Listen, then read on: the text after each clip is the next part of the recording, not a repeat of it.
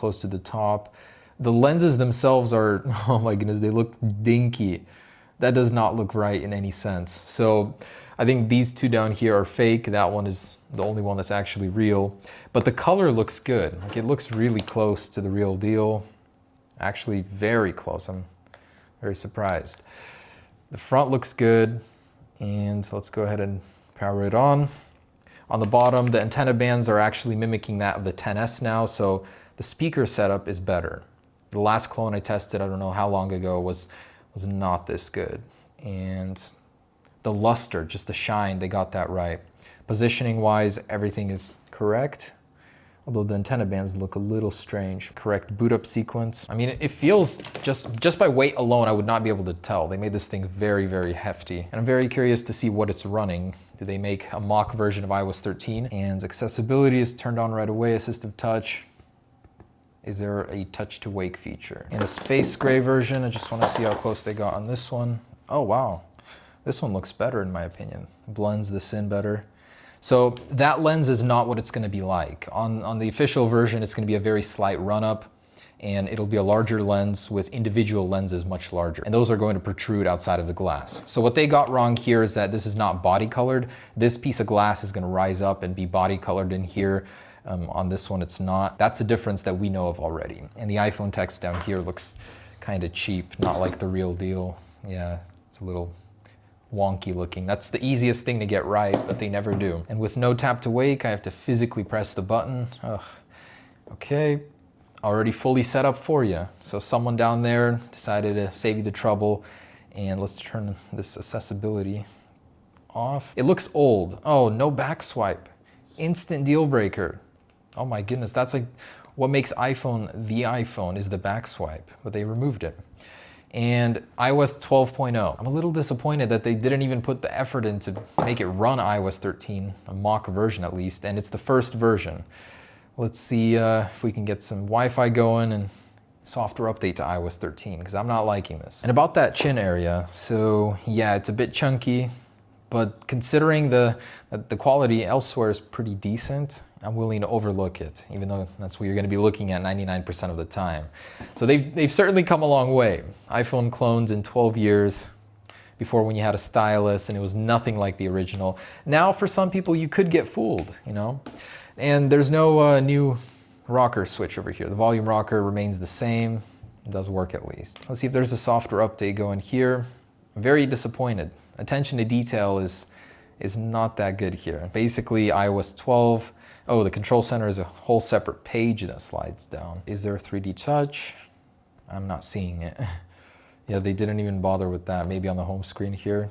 Oh, okay. So a long press or haptic touch is 3D touch on these guys. Otherwise, yeah, it looks just like an iPhone in the settings. And the app switcher, I guess it does work. The switching between apps like this does not work though. So on the surface level, before you start using the software, it might get away with it, but once you actually get into it, not at all. Question, if this was the lens, would it be fine? This one is still, I'd say, about 2 times larger than the iPhone XS Max. The official one is going to be even larger, but even so, it doesn't look too bad. Like, seeing it in real life, it's not bad at all. You can get used to this. Most people won't even notice after a few days, few weeks with it. For so much complaining, I think it's unsubstantiated. It doesn't look like anyone tried that hard. I like the physical side of it looks good, but the software is just not there. And there it is. So the Geekbench score on iPhone clones, I'd say, hasn't changed in over 5 years. They use the same processor every single time. Android 6.0, so that's a downgrade. Sometimes they come with Android 8 and quad-core 1.3 gigahertz. That's 1/10 the score of the iPhone XS Max. Apple XS Max 11, in case you were wondering what the new iPhone would be called. Anyways, next up, let's go ahead and take a look at that camera. So we now have a triple lens camera, one of those being an ultra wide lens, 120 degrees field of view, according to the leaks. And let's go ahead and see this feature. I am so ready. One of my favorite features from the Galaxy S10. Let's check it out. And for some reason, like not just here in the camera, but everywhere, it's as if I'm using iOS 10, like a really, really old version of iOS. The buttons, everything, it's just bad. Man, oh, look at this. The music app is from years ago. So there is a portrait mode, and with just one depth effect, but it doesn't work at any distance. Okay. Yeah, I don't know. I'm not liking this in the least. So let's go outside and test out what they say is a 13 megapixel camera. Realistically is likely a 8 megapixel, 5 to 8 megapixel. All right, so the camera app actually looks really good. It's in full screen. It's deceiving on here, and the zoom function is straight in the middle of your content. Nice. I swear, whoever made this software like did not care. They slapped it on from a year-old device. But man, I am ready for the camera quality that'll come with the inevitable real triple lens camera. Over here, I think very clearly it is fake, these two bottom ones. So from what I saw online, you're stuck with an 8 megapixel shooter. As for the front facing camera, we have a 2 megapixel shooter. Terrible. Other dimensional. Don't buy this expecting to be taking anything notable with it. It has a camera. It's terrible, but it's there. So the world isn't ready yet for the triple lens camera. I'll be sharing that with you guys once it's out. We have 2 months to go. As having seen this design for months and rendering it and all, you know, I really hope that it looks a little bit better than this. But even so, if they did mimic the iPhone XS style of the lens, I think it would work pretty well. Like, I like it.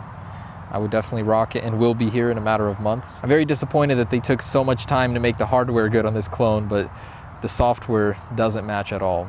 Hey, it was nice to at least see it and kind of get an early look at the iPhone 11. Wireless charging. So on the deceased AirPower, regular one works.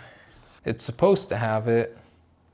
I'm not getting that to activate. So wireless charging is not working for me, and when it's on the pad, it's activating a bunch of apps.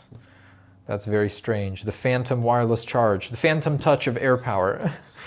Okay, and here I was thinking I'd be charging my AirPods 2 on the back of my iPhone 11.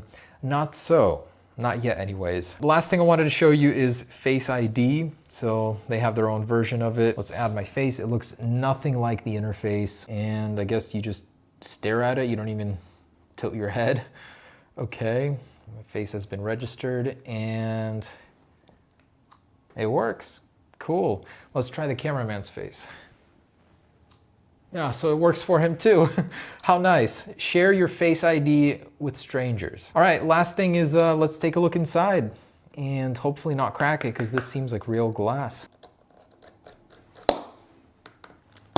Oh, that came out ridiculously easy. Do not do this to your iPhone clone without turning it off, but I'm sure it doesn't even matter. So that plastic surround just broke off. It didn't want to come out. Okay.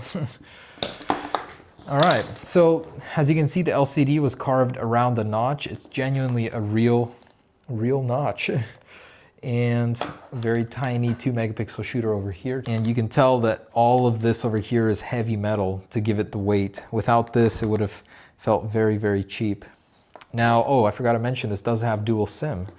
So let's take a look at that. Oh, wow. They actually copied Apple's dual SIM layout. The SIM card tray has the same stack dual SIM. Otherwise, really unremarkable. Nothing really to report here. Yeah. Oh, other than the fact that it opens differently. Wow, actually, I just realized this is the first iPhone clone that actually opens the same way the iPhone does. Most of them I open from the back. So there it is, guys, the iPhone 11 clone. The real one should be coming out here very soon. But would I recommend this? I would say absolutely not. Unless you're trying to just get a feel for the iPhone 11 beforehand, this is not worth your time or your $100.